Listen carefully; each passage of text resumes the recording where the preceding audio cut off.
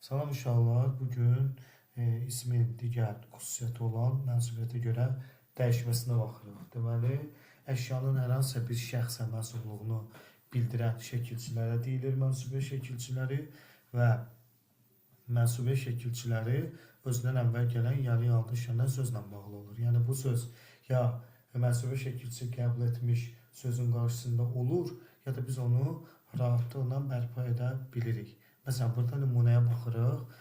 Mənim kitabım, mənim sözü orada ola da bilər və yaxud da biz onu kitabım sözünə baxıb ona uyğun şəkildə mənim sözünü artıra bilərik. Ümumiyyətlə bir sözün mənsubiyyət qəbul etməyini bilmək üçün biz mənim, sənin, onun və bizim, sizin, onların şəxs əvəzliklərindən istifadə edərək müəyyənləşdirə bilirik. Yəni, dəftərimiz deyəndə əlbəttə ki, oraya uyğun olan bizim sözüdür, bizim dəftərimiz. Yəni, bir daha deyirəm, həmin o yəli hal qəbul etmiş söz, mənsubiyyə şəkilçisi qəbul etmiş sözün qarşısında ola da bilər. Biz onu rahatlıqla sonradan bərpa edə də bilərik. Başqa bir nümunə verim. Məsələn, deyirəm ki, Həsənin kitabı, burada kitabı sözü mənsubiyyət qəbul edir və Həsənin sözü yəli haldadır. Tutaq ki, heç olmasa belə Həsənin sözü ona uyğun mənsubiyyət şəkilçili şəxs əvəzliyini artırıb müəyyənləşdirə bilərik. Məsələn, kitabı stolun üstündədir.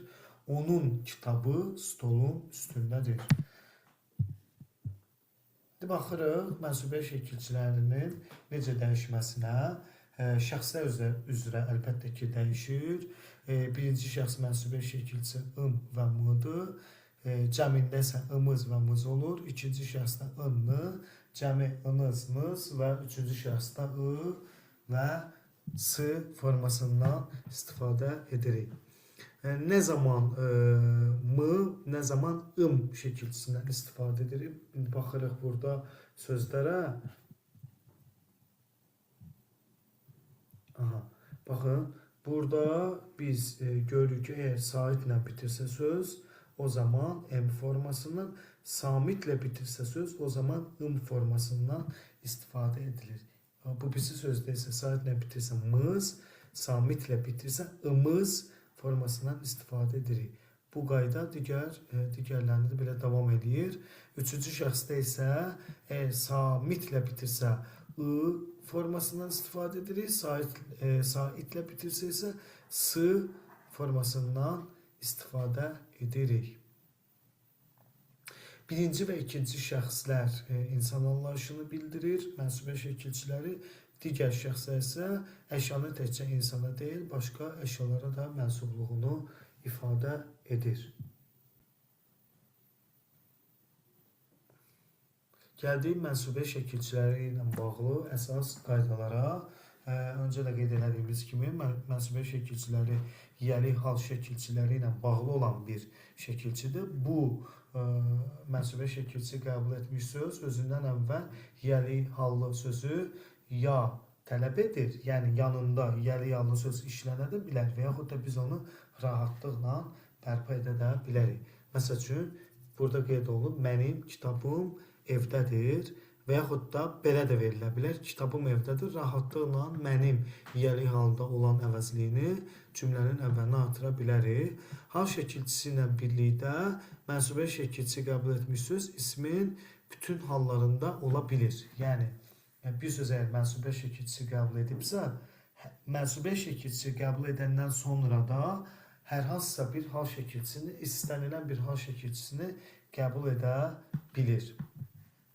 Məsəl üçün, kitabımda burada ım, əlbəttə ki, ım deməli mənsubiyyə şəkilçisidir. Bir dəqiqə, burada ım mənsubiyyə şəkilçisidir. Da isə hal şəkilçisidir və yaxud da digər sözlərdə də bunu görmək olur. Im mənsubiyyətdir, dan hal şəkilçisidir. Bəzi sözlər var ki, normalda mənsubiyyə şəkilçisi qəbul etmiş söz saitlə bitəndə üçüncü şəxsdə s formasından istifadə edilir və yaxud da tutaq ki, saitlə bitirsə birinci şəxsdə m formasından istifadə edilir. Amma bəzi sözlər var ki, özünü fərqli şəkildə göstərir bu mənsubiyyə şəkilçisinin qəbulu baxımından. Məsələn, bu sözlərə nələr daxildir? Tale, mövqe, mənafe, mənşə və digər sözlər də var. Su, nə, bu sözlər adətən alınma olur. Su və nə sözlərinin çıxmaq şərti ilə bu sözlər mənsubiyyətə görə dəyişəndə, məsəl üçün normalda ata, ora mənsubiyyət qəbul edəndə onlar atam, təkcəmə qəbul edir, amma bunlar talem və yaxud da mövqem olmur. Taleyi, mövqeyim. Ən yaxşısı odur ki, uşaqlar, bunu üçüncü şəxsdə tapın. Misal üçün deyirəm ki, atası olur, amma talesi olmur, taleyi olur. Tutaq ki, nəsi ola bilməz, nəyi olur? Bu formada tapa bilərsiniz. Bir də mənsubluq bildirməyən hallar da ola bilər. Yəni bir söz mənsubiyyə şəkilçisi qəbul edir, mənsubluq bildirməyə də bilir. Bu o qədər yəni vacib bir şey deyil, amma təxmini bilməyiniz yaxşı olar ki, bu sözlərdən də başa düşə bilərsiniz.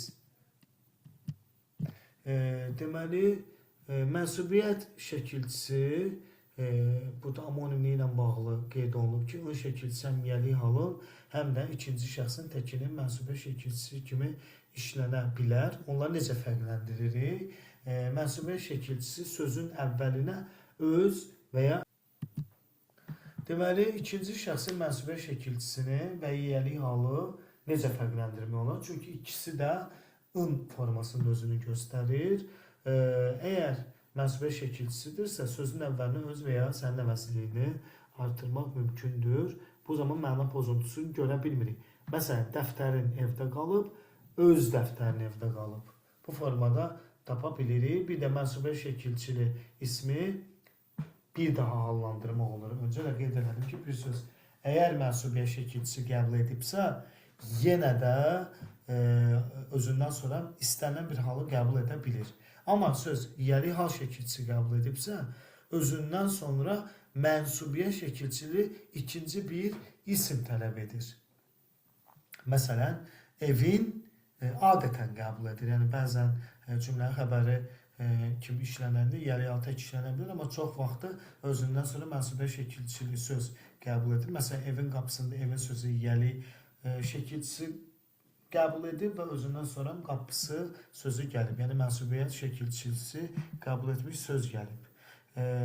Deməli, bir də əgər söz yiyəlik haldadırsa, onun arzusu oxumaqdır. Tutaq ki, bu da onun sözü yiyəlik haldadır və həmin sözün qabağına öz təyin əvəzliyini artıra bilmərik. Halbuki mənsubiyyət olanda rahatlıqla öz əvəzliyini artıra bilirdik. Məsəl üçün, onun arzusu məzmunsuzluq yaradır. Yiyəlik halda olan ismi hallandırmaq olmur. Çünki bir söz yalnız bir dəfə hal şəkilçisi qəbul edir adətən.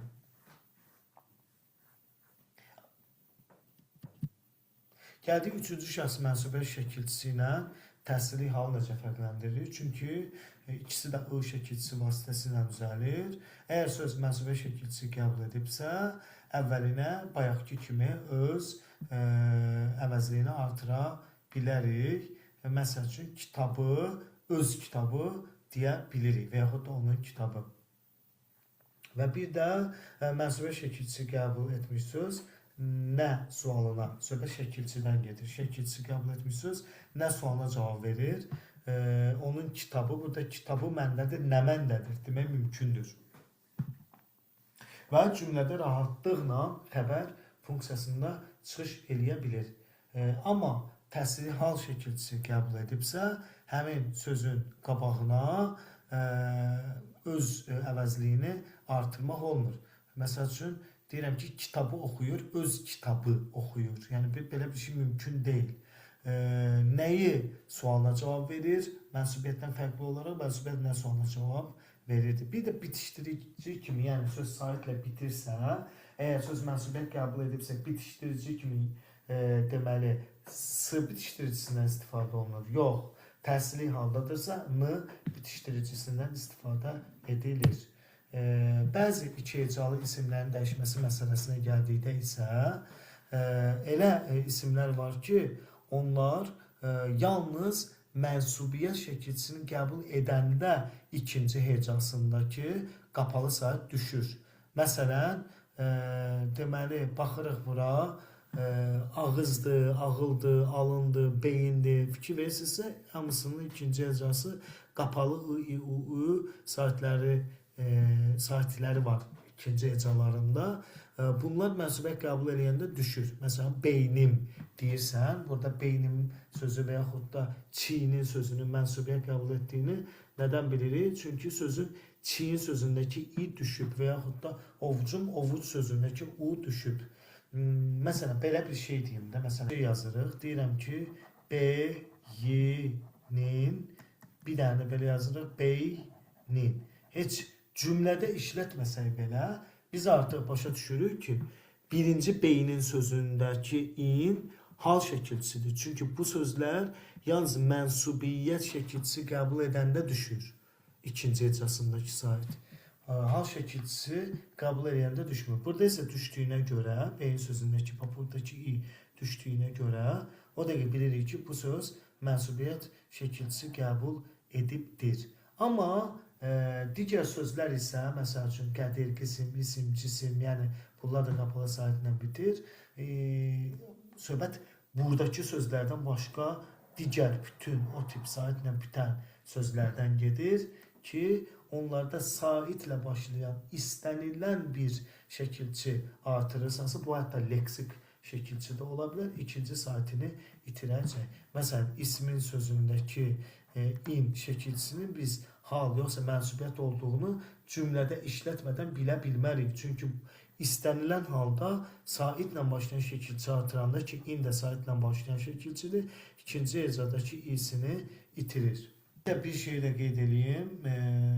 İstənilən saitlə başlayan şəkilçi qəbul eləyəndə öz ikinci hecasındakı saitini itirən sözlər, bu sözlərin hamısı alınma olur. Amma yalnız mənsubiyyətdə öz ikinci hecasındakı saitini itirən sözlər isə öz milli sözlərimizdir ki, bu ağıl sözündən başqa. Bir də beyinə, ağızı, alına, ovucun bu sözlərdə fikir verirsinizsə, hal şəkilçisi qəbul etdiyindən kökdə düşmə olmur. Bir qeyd edeyim, burada ağıl sözü zəka mənasında işlənəndə mənsubiyyətdə öz saitini itirir. Ağıl bir də inək, malqara saxlanılan yer mənasında da işlənə bilər. O zaman düşmür. Bir də burada istisna sözləri var ki, uşaqlar, bu sözlər nağıldır, taxıldır, paxıl, üfüq və digər sözlər var ki, bunlarda saitlə başına şəkilçi artıranda heç bir düşmə baş vermir. Gəldik xəbərli şəkilçisinə. Xəbərli şəkilçisi nədir? İsimlər şəxsə görə dəyişəndə qəbul etdiyi şəkilçidir. Bu şəkilçilər cümlədə mübtəda ilə xəbər arasında əlaqə yaradan şəkilçidir. Bunlar da mənsubiyyət şəkilçiləri kimi şəxsə görə dəyişir ki, burada da qeyd olunub mənsubiyyət şəkilçiləri. Sadəcə qısaca deməliyəm ki, mənsubiyyət şəkilçili, sözün mənsubiyyət şəkilçisini qəbul etdiyini bilmək üçün yəli halda mənim, sənin, onun, yəni yəli halda şəxs əvəzliyi artırırdıq. Amma mənsubiyyət qəbul etdiyini bilmək, daha doğrusu xəbərli şəkilçisi qəbul etdiyini bilmək üçün isə həmin sözün qarşısına sadəcə adı halda olan mən, sən, o sözlərini artıraraq və yaxud da biz, siz onlar, yəni adlı halda mənim, sənin yox, mən, səni artıraraq bilə bilərik. Məsələn, nümunə verirəm. Tutaq ki, kitabım, buradakı nədir? Mənsubiyyətdir. Nədən bilirik? Mənim kitabım. Amma deyirəm ki, tutaq ki, şagirdəm. Buradakı əm şəkilçisini tutaq ki, unutmuşsunuz. O zaman bunun xəbərli yoxsa mənsubiyyət olduğunu bilmək istəyirsə, qabağına əvəzli artıraraq görə bilərsiniz ki, burada mənim yox, mənim şagirdim yox, mən şagirdəm artırmaqla bilirik ki, bu xəbərli şəkilçisidir. Gəldik xəbərli şəkilçilərlə bağlı bəzi xüsusiyyətlərə. Xəbərli şəkilçilərin inkarı deyil sözünün köməyi ilə düzəlir. İnkarı yəni məzmunundakı inkarlıqdan söhbət gedir. Şagirddir, bunu inkarda işlətmək üçün şagird deyildən istifadə edirik və xəbərli şəkilçiləri vurğu qəbul etmir heç zaman və bəzi məqamlarda da istisna oluna bilər. Bu sonradan qeyd eləyəcəm necə olur və hətta indi də deyə bilərəm. Məsəl üçün, tutaq ki, Həsən şagird, Orxan isə müəllimdir. Burada əslində Həsən şagirddir, Orxan isə müəllimdir. Belə ixtisarlar ola bilər. Mənsubiyyətdən fərqi nədir? Bayaq qeyd elədim əslində. Bir sözü mənsubiyyət qəbul edibsə, qarşısına yeni halda olan şəxs əvəzliyi, adlı qəbul edib, daha doğrusu xəbərli qəbul edibsə, adlı halda olan şəxs əvəzliyi artırırdıq. Bir də mənsubiyyət şəkilçisi mənsubluq bildirir. Cümlənin müxtəlif üzvü ola bilir. Mübtəda ola bilər və digər üzvlərdə də ola bilər. Amma xəbərli şəkilçisi qəbul edibsə söz, yalnız cümlədə xəbər funksiyasında çıxış edə bilir və son olaraq qeyd edeyim ki, isimlərə şəkilçilərin artırılma ardıcılığı ilk olaraq cəm şəkilçisi artırılır, daha sonra mənsubiyyət, sonra hal, ən sonunda isə xəbərli şəkilçisi artırılır. Burada dostlarımdır sözünə baxırıq. Lar cəmdir, ımmız mənsubiyyətdir, dan haldır, dır isə deməli xəbərli şəkilçisidir. Bir də ismin sifət kimi işlənməsi, yəni sifətin roluna girməsi. Bu sifətləşməsi adlanır. Əvvəla ən başlanğıcda qeyd eləyək ki, isim sifətləşəndə heç zaman deməli öz isim olmağını itirmir. Yəni isim də o yenə də sifətləşibsə desin, belə başa düşərik ki, bir aktyor, kişi aktyor qadın rolunu ifa eləsə də o yenə də kişidir. Sadəcə qadının rolunu yerinə yetirir. İndi burada baxırıq, isim cümlədə başqa bir ismi də təyin edə bilir, təyin vəzifəsində çıxış edə bilir, yəni sifətləşə bilir, yəni özünün kimlə hara sualını itirib, sifətin necə nə cür, hansı sualına da cavab verə bilir və cümlədə təyin ola bilir. Sifətləşmənin şərtləri var ki, yanaşı gələn isimlərdən birincisi sənəd, peşə, material, qohumluq anlayışı bildirə bilir və bu zaman deməli necə, hansı suala cavab verir. Bir də tutaq ki, gümüş qaşıq deyirik.